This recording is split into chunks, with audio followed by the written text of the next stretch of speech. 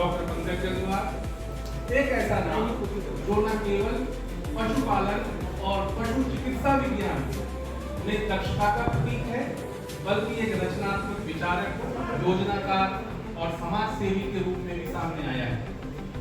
Doctor साहब ने अपने करियर की शुरुआत भारतीय पशु चिकित्सा अनुसंधान IVRI और ANGRAU हैदराबाद से शिक्षा ग्रहण की और फिर उत्तराखंड व उत्तर प्रदेश के विभिन्न जनपदों में बतौर पशु चिकित्सा अधिकारी सेवाएं दी। उन्होंने 1998 से 2017 तक उत्तरकाशी, रुद्रपुर, बरेली, शाहजहांपुर, देवरिया, भटपुरा जैसे क्षेत्रों में गांव जाकर कृत्रिम गर्भाधान, नस्ल सुधार, बकरी, भेड़ पालन और पशु स्वास्थ्य कैंप के माध्यम से हजारों किसानों को लाभान्वित किया। लेकिन इनकी यात्रा यही रुकी। 2017 में स्वैच्छिक सेवानिवृत्ति BRS लेने के बाद उन्होंने खुद को समर्पित कर दिया भारत की। खेती करते हैं क्या? आइए जल्दी आइए आगे। एक कुर्सी और लो।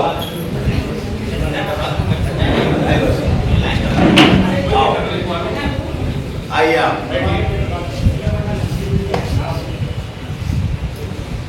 ठीक है, आप 3 लोग हो गए। 3 लोग हो गए ना? ईमानदारी से मूल्यांकन करोगे ना? ईमानदारी से तीनों लोग मूल्यांकन करेंगे आप। बाद में जब इस चौपाल की समाप्ति होगी, बच्चों में सबसे ज्यादा कौन सी क्लास के बच्चे बैठे हैं यहाँ?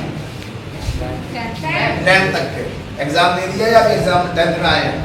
आप में से कौन है सबसे अच्छा होशियार बच्चा? कौन है जिसके सबसे ज्यादा नंबर आते हैं? हैं? कौन है बताओ आप लोगों से? बताओ। इधर आओ बेटा, फिर तुम सही हो? सही बोल रहे हैं? सबसे होशियार बच्चा यही है। यहाँ बैठ जाओ, तुम यहाँ पर बैठ जाओ आराम से। अब गंभीरता से सुनोगे। आगे आप 4 लोगों को पढ़ाना होगा भविष्य में। जो बात मैं बताऊंगा, पहले यहाँ मूल्यांकन होगा, उसके बाद आप भविष्य में आप लोग पढ़ाया करेंगे 4 लोग मिलकर के। ठीक? अच्छा, पैसे से किसको प्यार नहीं है?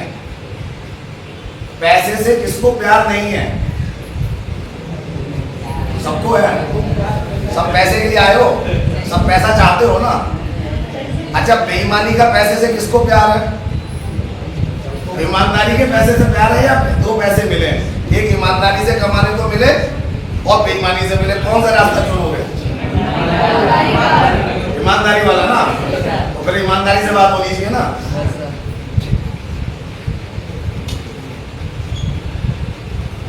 आप में से कौन से किस का खेती से नाता नहीं है और किस नाता नहीं है?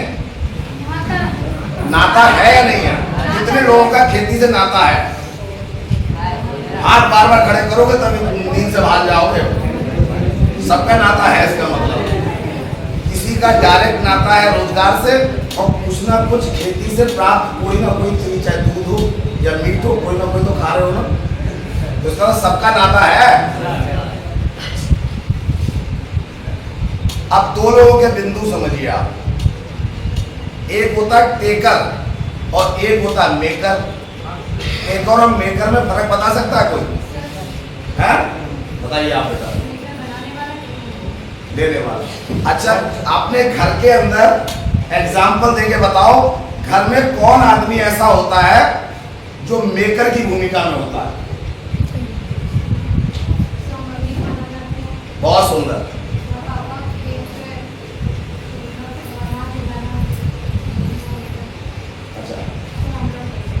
टेकर है ना? इसका मतलब मेकर और टेकर। मेकर का मतलब माँ। इसीलिए जब कोई बायोडेटा शादी का कहीं जाता है तो या कहीं इंटरव्यू में जाता है तो क्या बोलता है कि मेरी माँ के बारे में क्या मतलब? मेरी मदर होम मेकर है। होम मेकर है, कहते नहीं कहते ये बात? बाकी इसका मतलब घर में क्या होते हैं? टेकर। हम अपने घर जाते हैं, बोले खाना जल्दी तैयार करो, कपड़े धुले हुए तो। माँ अगर अपनी रोटी बनाने का, अगर आपने कच्चा माल आटा दिया या दूध दिया, खीर खा लेते हो, या उसने खाना बना के दे दिया, तो क्या होगा? अगर वो उसके पैसे का वैल्यू एडिशन कर दिया माँ ने, इसीलिए मेकर है, तो उसके बाद अगर वो बिल दे दिया करे हर महीने का, तो फिर पता लगा हम कमा के तो 5,000 रुपये लाए थे, कच्चा माल दे के आए तो उसने वैल्यू एडिशन कर दिया। इसीलिए उसका नाम मेकर है, क्योंकि बिना पैसे के आप पूरे घर को बांधती है। सही है गलत है ये बात? सही है। इसका मतलब इस देश को ज्यादा से ज्यादा मेकर चाहिए, ना कि टेकर। बाकी सारे लोग घर में क्या है? टेकर। माँ क्या है? समझ में आई बात? सही है, बात चल रही है। अगर इस परिवार को बनाने का काम अगर महिला कर रही है और मेकर है, अगर एक गांव को हम, आपने बायोलॉजी में पढ़ा होगा सेल, सबसे छोटी इकाई क्या होती है? सेल। और एक गांव की छोटी इकाई क्या है? परिवार। और परिवारों से मिलकर क्या बनेगा?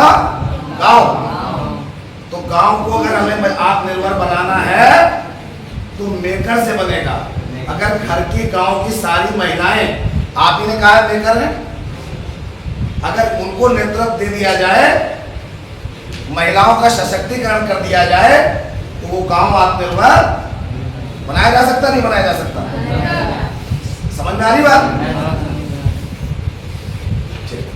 अब क्या है, इस देश की समस्याएं क्या है? गांव गांव, घर घर बेरोजगारी, लोगों को रोजगार नहीं मिल रहा, यही समस्या है ना। अब इसको रोजगार से कैसे जोड़ा जाए? भारत एक कृषि प्रधान देश है और खास तौर से शाहजहांपुर जिला इस पूरे मंडल में कहीं ना कहीं प्रतिनिधित्व करने वाला जिला है, जो कहीं ना कहीं पूरे प्रदेश का एक रोल मॉडल बनाया जा सकता है। कैसे? अब जैसे मान लो आप में से गन्ना कितने लोग लगाते हैं? धान गेहूं कितने लोग लगाते हैं? अच्छा, पशुपालन कितने लोग करते हैं? अरे सही, पशुपालन जितने लोग करते हैं उनको 365 दिन का काम मिलता है, नहीं मिलता? क्योंकि 2 टाइम चारा या 3 टाइम चारा दोगे, 2 बार 4 बार गोबर उड़ा के फेंकोगे, दूध 2 बार निकालोगे, क्या करने वाले को 365 दिन काम मिलता है? इसका मतलब गार के अंदर 2 भैंस पाल के, बकरी पाल के एक गरीब महिला भी अपने बच्चों को पाल देती है। अभी अभी सर के जूनियर के रूप में एक महाराष्ट्र से एक बच्चा IPS बना है, वो बकरी चुमाता था और बकरी चुमा के भी वो IPS बना है। इसका मतलब पशुपालन में वो शक्ति है जो अपने रोजगार से जोड़ सकते हैं। क्या लगता है? सही लग रहा है? अगर धान गेहूं लगाओगे तो महीने में, साल में 2 महीने काम मिलेगा। गन्ना लगाओगे तो साल में 1 महीने काम मिलेगा। अगर हम पशुपालन करेंगे तो दूध से प्राप्त करके, बकरी मुर्गी पाल करके, अंडे दे करके हम साल भर रोजगार प्राप्त कर सकते हैं। कर सकते हैं, नहीं कर सकते? तो हमें किसी के आगे हाथ फैलाने की जरूरत तो नहीं रहेगी। दूसरी बात, आपने धन शब्द सुना है? धन, किसी भी चीज के आगे धन नहीं लगा हुआ है, सिर्फ पशु के आगे हमारे पुरखों ने धन लगाया है। पशु, कभी धान के आगे धन सुना? कभी गन्ने के आगे धन सुना? किसी और चीज के आगे धन सुना है? तो मैंने तो नहीं लगाया। इसका मतलब सिर्फ पशु के आगे धन लगा है। तो हमारे पूर्वज सोने की चिड़िया अगर किसी आधार में बना के रखे थे इस देश को, तो उसमें कहीं ना कहीं पशुधन का योगदान। सही है, गलत है? और ये काम 8000 साल से हो रहा है। हमारे उनके, मेरे जैसे, आप जैसी कितनी पीढ़ियां चली गई।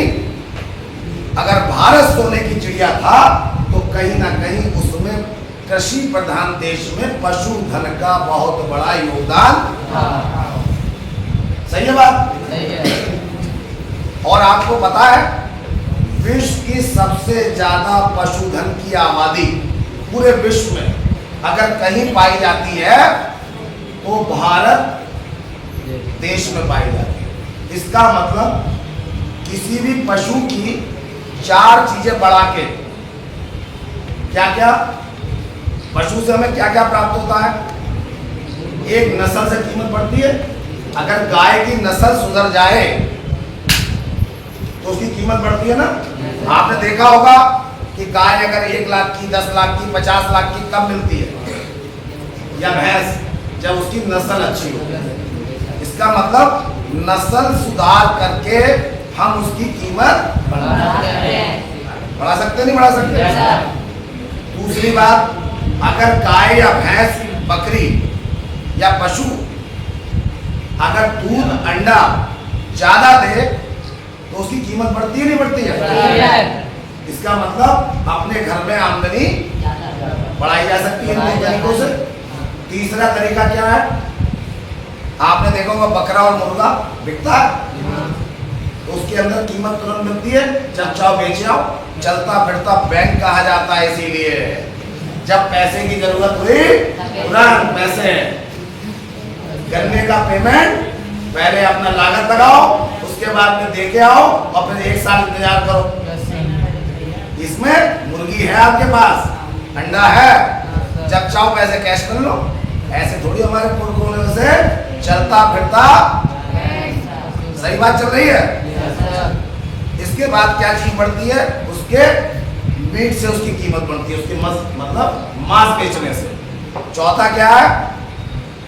उसकी गोबर और पेशाब, उसकी भी कीमत है या नहीं है? है ना। इसका मतलब इन 4 चीजें अगर हम उसको पकड़ ले और वो जानवर का एक फैक्ट्री मान लें, क्योंकि साबा और हाप और हम लोग बहुत बड़ी फैक्ट्री तो लगा नहीं सकते, लेकिन ये फैक्ट्री चलती फिरती है या नहीं है? अगर चारों चीजों पे कीमत बढ़ाई जाए तो हमारी आमदनी बढ़ सकती है। अब जैसे आपने देखा होगा कैसे बढ़ाई जाए, जैसे नस्ल, दूध का उत्पादन, तीसरा मीट, चौथा गोबर और पेशाब। अब इसका अगला स्टेप क्या है? Value addition. जैसे आटे से रोटी बनाती है मेकर, दूध से नैनी निकालती है, नैनी निकाल के घी बनता है, नस्ल की सुधार करके नस्ल बढ़ा दी, गोबर से वर्मी कंपोस्टिंग बढ़ा दी है, तो इसका मतलब आमदनी बढ़ेगी। इसके लिए कोई बहुत बड़े आदमी की कोई जरूरत नहीं है ना, गांव में हो सकता है। हमें रोजगार के लिए दिल्ली, बंबई भागना नहीं पड़ेगा। और 3 पीढ़ी एक साथ काम कर सकती है अगर महिला को केंद्र बना दिया जाए।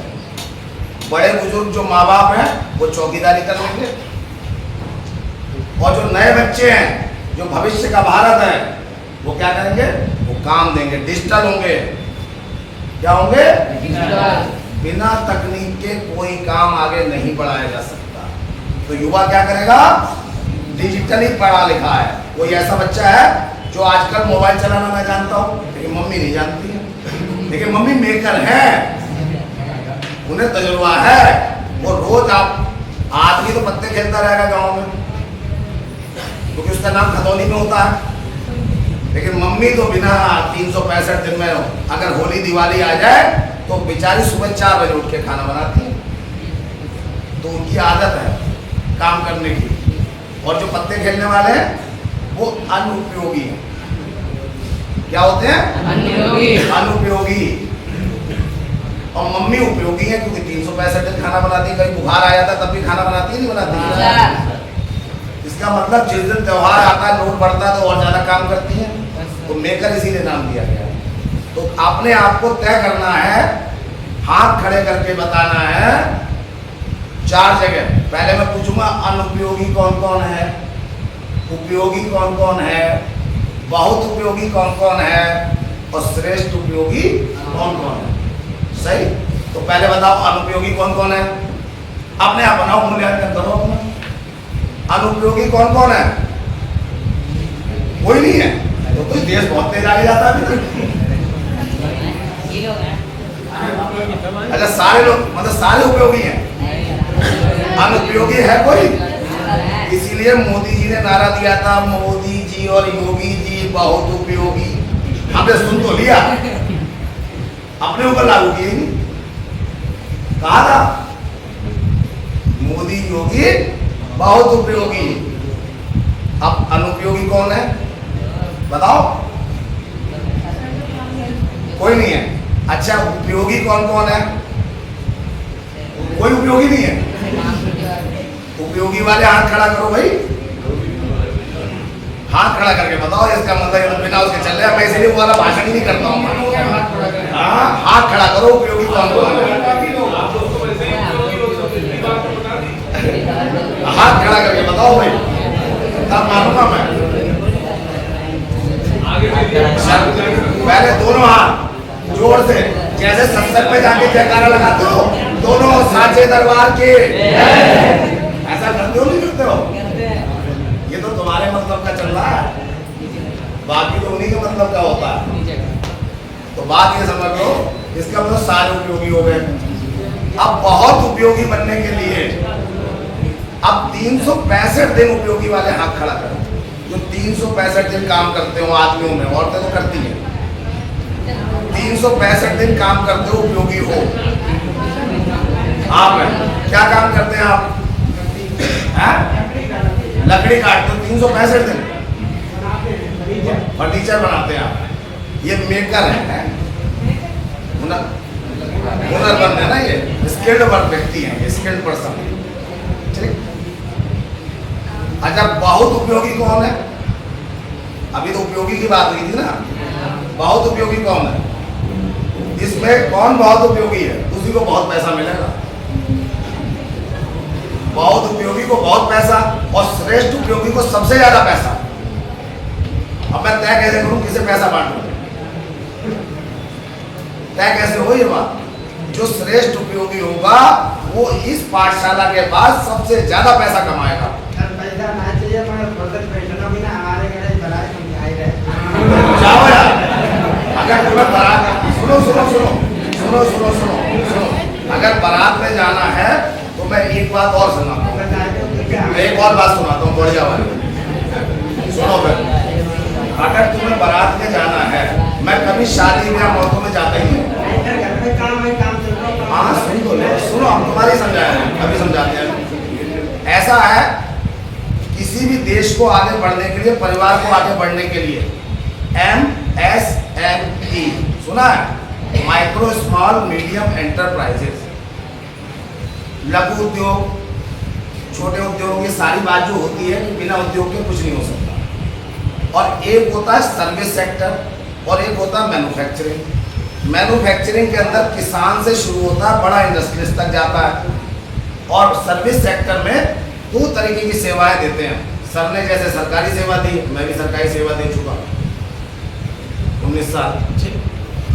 उसमें क्या होता है, चपरासी से कंपटीशन देना शुरू करते हो, सबको चपरासी की नौकरी चाहिए। और सबसे ऊपर कैबिनेट सेक्रेटरी, जैसे सर जितने बड़े पद पे रहे हैं, यहाँ रिटायर हो जाता है 60 के बाद। और दूसरा होता है प्राइवेट सेक्टर, जिसमें अड्डे पे लेबर जाती है, अड्डे पे लेबर जाती है 350 रुपये दिहाड़ी या 400 रुपये दिहाड़ी। और उसी अड्डे पे खड़ा होता है कौन? मिस्त्री। ठीक, उसके 700 से 1000 रुपये शुरू होते हैं, होते नहीं होते हैं। और उससे ऊपर इंजीनियर जो कभी कभी बैठता है, काम करता है।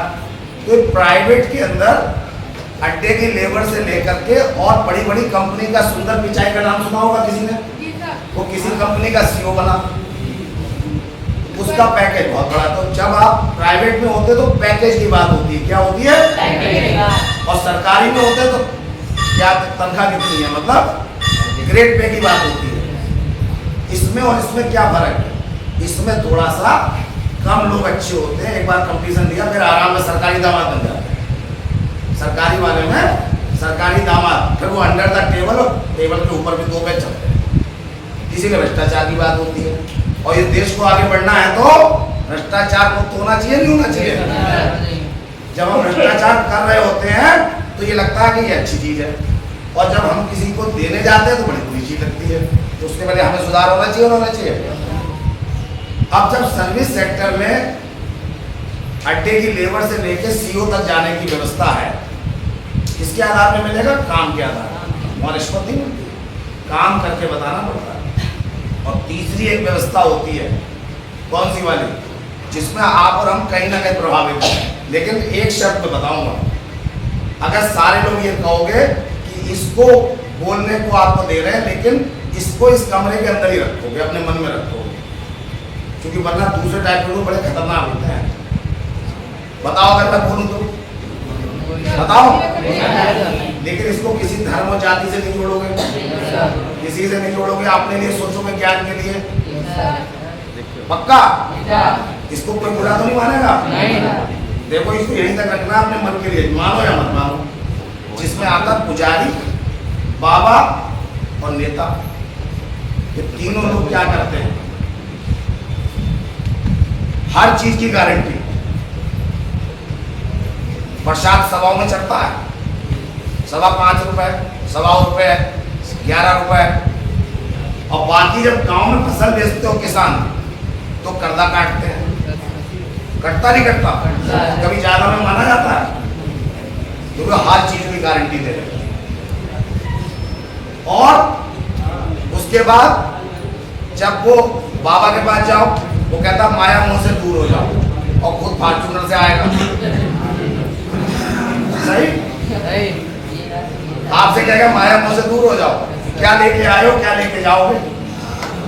तीसरा, नेता किसी भी जाति और धर्म का हो, किसी काम को मना करो तो आपकी बात बनते ही तुम्हारा काम कराऊंगा, यही होता। इसीलिए, और इसका विकल्प क्या है, वैज्ञानिक सोच। अगर आपको अपने अंदर आगे बढ़ना है तो इन तीनों की जगह जो समय लगाते हो वो किस पे लगाना पड़ेगा, वैज्ञानिक सोच। तो इसके लिए जरूरत क्या होगी, अब आपको वैज्ञानिक बाबा की सोच लानी पड़ेगी। इन तीनों की जगह क्या आना चाहिए, तो सबके हाथ में मोबाइल है, सबको तकनीक पसंद है, इसका तरीका क्या होना चाहिए, वैज्ञानिक सोच के साथ। अगर हमें देश को विश्व गुरु बनाना है तो क्या करना पड़ेगा, वैज्ञानिक सोच अपने अंदर, जाति और धर्म से ऊपर, और अपने आप को एक गांव के अंदर, एक परिवार के अंदर, एक जिले के अंदर, एक देश के अंदर एक वैज्ञानिक सोच के साथ इस देश को आगे कौन बढ़ाएगा, ये जो जेन जी जनरेशन बैठी है वो आगे बढ़ाएगी। आप लोग, आप जो जानते हो कभी जेन जी, बीटा, अल्फा सुना है, जो आगे 2025 के बाद पैदा होंगे वो क्या कहलाएंगे, बीटा कहलाएंगे। अल्फा चल रहे हैं, उससे पहले आप लोग तो बड़े हो, जो आपसे आगे हो जेन जी। तो आप तीनों लोगों को मिलके इस देश को आगे, इस घर को आगे बढ़ाना है, और मेकर का सम्मान करना है अपने घर में। आज से संकल्प लोगे इस पाठशाला के बाद कि हम क्या करेंगे, मेकर का सम्मान करेंगे, टेकर का सम्मान, टेकर तो लेने वाले हैं, इस देश को मेकर की जरूरत है। अब आओ बात वैल्यू एडिशन, पैसे कैसे बढ़ाया जाए, कमाया कैसे जाए। दूध से दही बनता है, लस्सी पीते हो, अगर दूध से दही बनने पे 100 रुपए किलो दही मिलता है, उसमें से क्रीम भी खींच लेते हैं, फैट भी, तो 50 रुपए और 40 रुपए का दूध जो गांव में मारा घूम रहा है, जिसको लोग इकट्ठा कर लेते हैं और दही जमा करके 100 रुपए में घर में बेच देते हैं। तो इसका मतलब बैंक में 9 साल में पैसा डबल होता है, 8 साल में डबल होता है। इस मेकर के पास जरा सा जामुन डाल के ये व्यवस्था है कि 50 रुपए की चीज 100 में बदल जाएगी। कितने घंटे में, 24 घंटे में। इसका मतलब मेकर का सम्मान करोगे, बैंक जो जिसको हम बड़ा मानते हैं, जहाँ बाहर धक्के खाते हैं, जो हमारा पैसा रख के भी हमें बाहर धक्के खिलवाते हैं, मेरे घर में मेकर है जो 50 रुपए की चीज को 100 रुपए की बना सकती है। इसका मतलब घर घर कुटीर उद्योग लगा के अपने घर को आगे बढ़ाया जा सकता है। और उससे दूध से दही से लस्सी बनाना, आप लस्सी पी होगी ना, कितने रुपए गिलास मिलता है, 30 रुपए का। अब 1 किलो दही में पानी और बर्फ मिला के कितने गिलास बन जाएंगे, 10 बन जाएंगे तो 300 रुपए के हो गए, तो 50 रुपए का दूध, अब लस्सी कितने की? 300 रुपए की हो गई ना। अब 300, अब बताओ बैंक कर सकती है? तो तुम्हारे पास वो शक्ति है, किसके हाथ में है? मेकर के। तो बनना क्या है? टेकर नहीं बनना है, टेकर को तो खोना है। समझ में आ गई बात? तो लस्सी से पैसे कमाए जा सकते हैं? सही। अब क्योंकि उन्हें आटे से रोटी बनानी आती है, तो इसका मतलब लस्सी बन जाएगी। अब लस्सी बढ़िया कैसे हो और बिके कैसे, इसके लिए आप लोगों को मैं ये एग्जाम्पल के रूप में समझा रहा हूँ। ऐसी बहुत सारी चीजें आप लोग करके अपने घर को इस गरीबी से निकाल सकते हैं। बस गन्ने वाले लोग कामयाब नहीं होंगे, क्योंकि उनकी आदत में 1 महीना काम करना है। जिनकी जमीनें ज्यादा होती हैं वो इसी तरीके, एक और अभी आने वाले हैं, आंध्र प्रदेश से आ रहे हैं, वो साइलेज बनाते हैं जानवरों के लिए। मान लो गन्ने वालों का विकल्प बता रहा हूं मैं आपको। मान लो गन्ना लगाते हो तो 2 साल में पैसा मिलेगा, फैक्ट्री ऐसी पैसा देती है। अगर जानवरों का काम गरीब किसान जो छोटी जमीन वाला है, जिसके जानवर पाले जा सकते हैं, वो जानवर और पशुपालन करे, मुर्गी से लेके भैंस तक, और उसको चारा बेचने का काम उसी गांव के बड़े किसान की भी तो समस्या है ना, गन्ना पेमेंट नहीं मिलता, तो वो उसको चारा बेच दे। दूध का पेमेंट हफ्ते में 1 बार मिल जाता है, कोई 15 दिन में मिल जाता है, इससे लेट तो नहीं होता। गन्ने वाला तो 2 साल में दे रहा, तो 15 दिन के अंदर अगर चारा, मक्के का चारा साइलेज होता, मक्का तो देखिए आपने, मक्के के चारे को काट के जैसे आप पैक कर लेते हो अचार, ऐसी जानवरों के हरे चारे का अचार बन जाता है, उसे साइलेज कहते हैं। उसे कुट्टी करके पैक कर दिया जाता है। और जो लोग पशु में दिक्कत क्या आ रही है, हमारे यहाँ जितना पशुधन है उसको जितना चारा चाहिए वो आधा है, इसलिए आधे पेट जानवर खाता है तो दूध भी पूरा नहीं देता। जब भर पेट खाएगा तभी तो दूध देगा पूरा। तो अगर उसी गांव के लोग चारे को बड़े लोग उगाए, कुट्टी कर ले, और जो गरीब लोग हैं जो शरीर से मेहनत करते हैं, जिन पे जमीन छोटी है, वो पशुधन पाल ले, तो चारा गांव के गांव में बिक गया। और दूध का पैसा कैश आता है, कोई लस्सी उधार पीता है नहीं। दूध में अगर कोई गांव में उधार भी लेता है तो 1 महीने पेमेंट आता है, और गन्ने का पेमेंट 2 साल में। इसका मतलब उस चारे को देके और दूध के जरिए आमदनी पैदा करके उस गांव को आत्मनिर्भर बनाया। सही है गलत है? अब जब आप लोग ये कहोगे अब बहुत हो गया, तो कहना अब नहीं चाहिए डॉक्टर साहब, हो गया काफी आज। और अगर कहोगे कि और चाहिए तो मैं बोलता रहूंगा जब तक आपको अच्छा लगेगा। तो बताओ बोलूं या नहीं बोलूं? तो बोलोगे मोर, क्या बोलोगे? और अगर कहोगे कि नहीं अब खत्म हो गया तो मैं बंद कर दूंगा। मतलब आपके हाथ में है, तो क्या चाहिए? तो एक आवाज लगाओ फिर जोर से, सबकी आवाज आएगी तो मालूम 2-4 मोर। अच्छा, तो फिर और शुरू कर देते हैं आगे।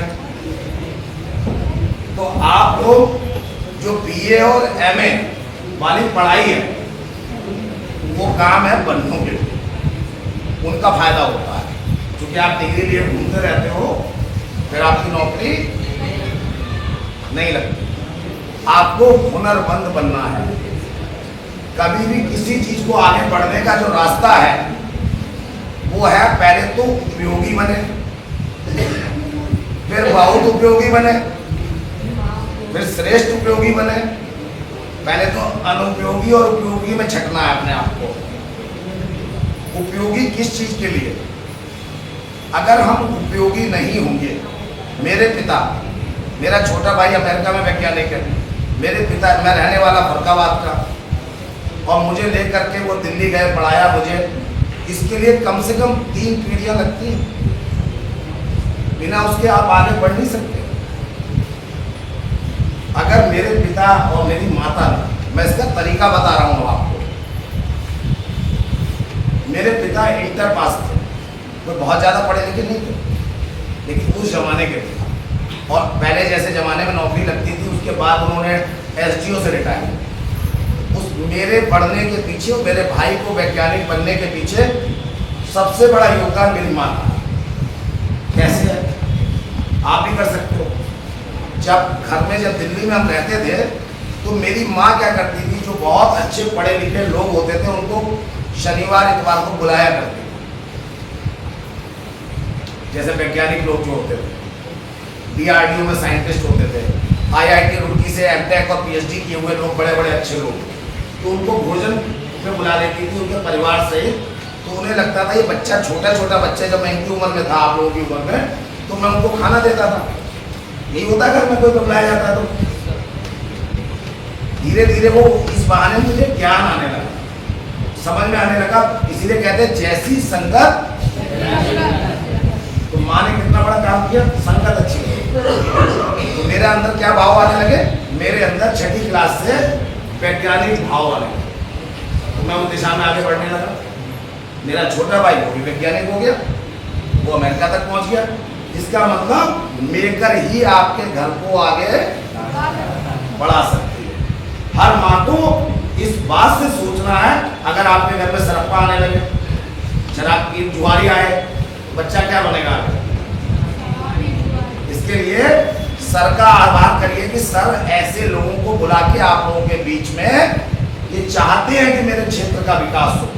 मैं बहुत सारे लोगों के संपर्क में रहता हूं, लेकिन IG साहब जैसा व्यक्तित्व, ये आप लोगों का बहुत बड़ा सौभाग्य है कि जो इतना काम करना चाहता है इस क्षेत्र के लिए, लेकिन आप लोगों के अंदर से भी श्रेष्ठ उपयोगी कौन लोग हैं जो आज की चौपाल के बाद ये बात समझा सके कि IG साहब आप संघर्ष करो, हम आपके आप IG साहब आप संघर्ष करो,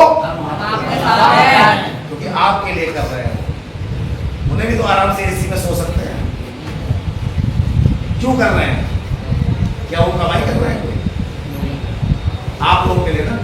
जब आप लोग शरीर से, शिक्षा से, हुनर से अपने आप को तराशेंगे नहीं, तो निश्चित है कि आप लोग भी आगे नहीं बढ़ पाएंगे, तो उनका ही मनोबल कम होगा। रिटायरमेंट के बाद आप लोगों के लिए किस तरीके से आप लोग आगे बढ़े, मेरा तिलक का नाम देश में कैसे रोशन हो, इन सारी चीजों के ऊपर वो जितना मेहनत करते हैं, जिस तरीके से सोचते हैं, और वो एक से एक बढ़िया व्यक्तित्व के व्यक्ति को यहाँ पर ला सकते हैं। लेकिन आज इस पाठशाला के बाद मैं ये चाहूंगा कि आप लोग अपनी स्वेच्छा से जिस भी दिशा में आगे बढ़ना चाहेगा, ये एक कोई भाषण का मंच नहीं है, ये कोई भाषण देने नहीं आए हम लोग। आप लोगों के अंदर जिस भी दिशा में आगे बढ़ेंगे, हम उसका एक डिजिटल रिकॉर्ड बनवाएंगे। क्या बनवाएंगे? उसमें स्किल मैपिंग कराएंगे। स्किल मैपिंग के बाद आप लोग जिसमें आगे बढ़ना चाहते हैं, और इस पाठशाला के अंदर जितने भी लोग आए हैं, वो लोग एक अभियान बना करके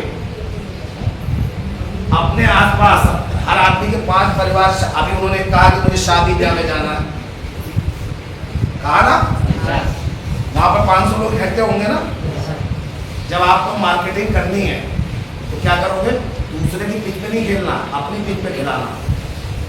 व्यापार इसी को कहते हैं नेटवर्किंग। अगर इस पाठशाला से निकले हुए जितने भी लोग, 5 लोग चिन्हित करो। जैसे LIC वाला LIC बेचने जाता है, क्या करने जाता है? वो देखता है कि LIC कौन खरीद पाएगा।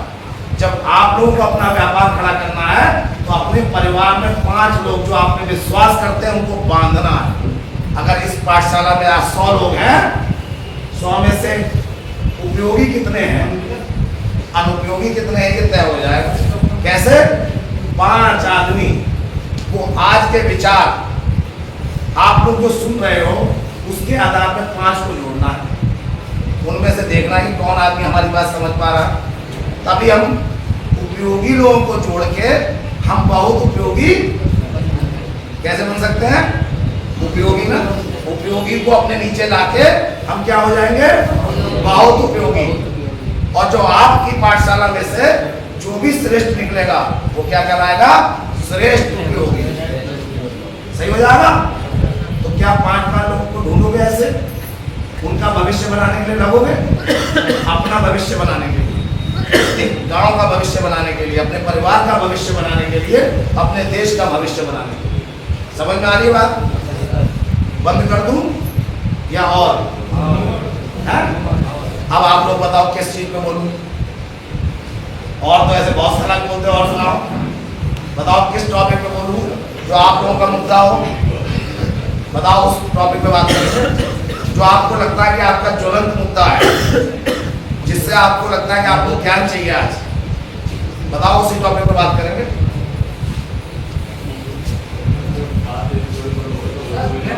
हाँ पूछिए आप। आपने बोला कि जो कृषि और बकरी पालन है, अगर किसी छोटे तबके ने करा और कोई दुर्घटना हो गई, जिसका डेढ़ आग लगी, कुछ भी हो गया, मशरूम वगैरह करा लगाया, तो उसके लिए फिर उससे राशि को नहीं करना। ऐसा है कि अगर कोई भी काम, व्यापार का तरीका क्या होता है, पहले बात ये समझिए कि चाहे वो 1 लाख से शुरू करो या 10,000 से शुरू करो या 1 करोड़ या 100 करोड़ का हो।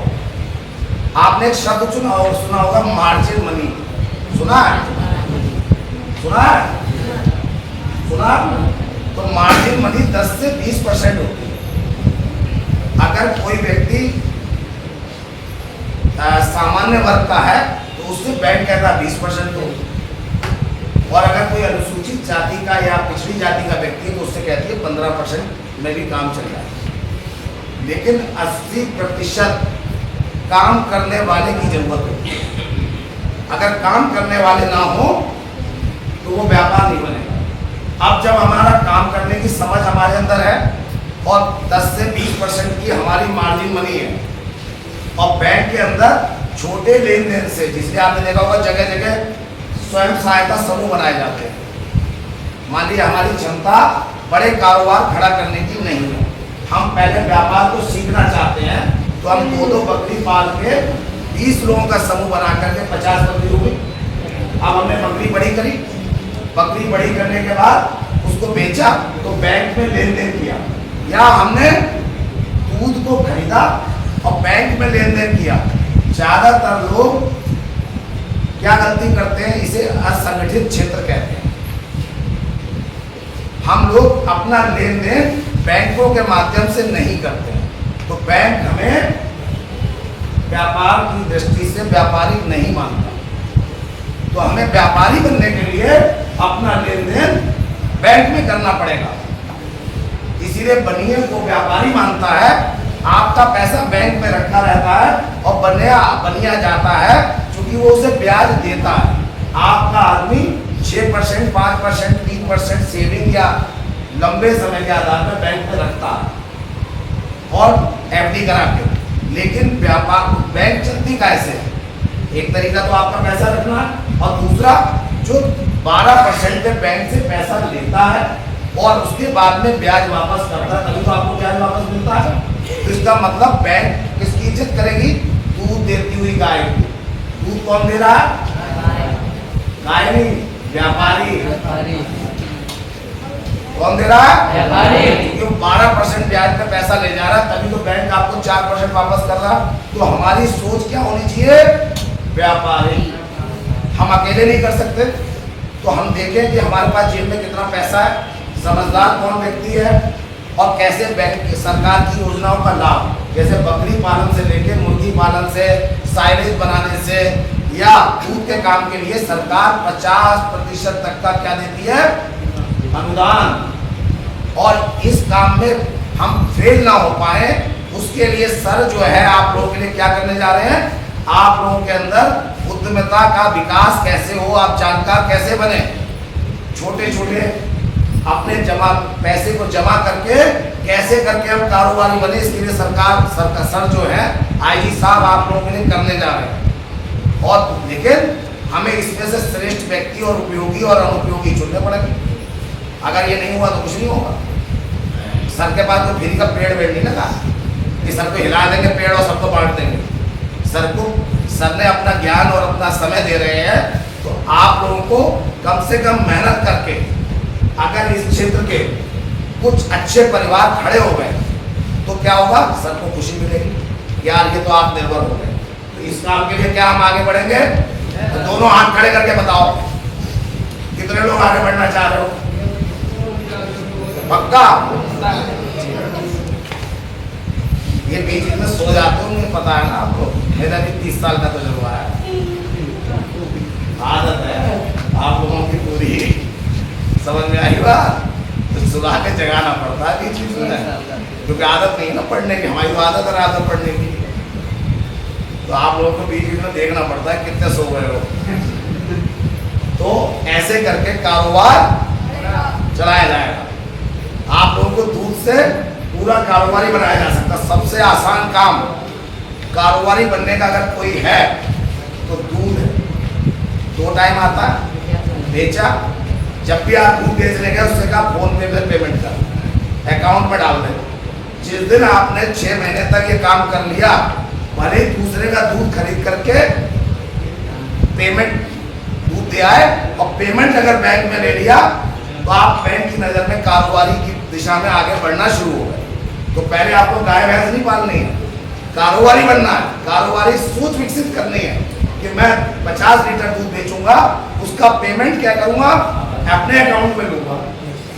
अगर मैं अकाउंट में लेने लगा 50 लीटर दूध का, तो ऑटोमेटिक हमें बैंक समझ लेगा कि अब ये कारोबार कर सकते हैं, इसमें कोई पैसा तो नहीं लगेगा। और उससे उसके बाद में जिसका दूध खरीदा है उसका पेमेंट ऑनलाइन कर दिया, तो बैंक आपको क्या मान लेगा। और मेकर का फायदा क्या होगा, अगर उस दूध से घी बना देंगे, घी बिक जाएगा ऑनलाइन, तो क्या हो जाएगा। इसीलिए आप लोग क्या हो जाओगे, डिजिटल। और जो ये बात कहने पे शुरू की थी कि साहब अगर कोई आग लग गई, जल गया, मर गया तो क्या होगा, उसके लिए बीमा होता है, पशुओं का बीमा होता है।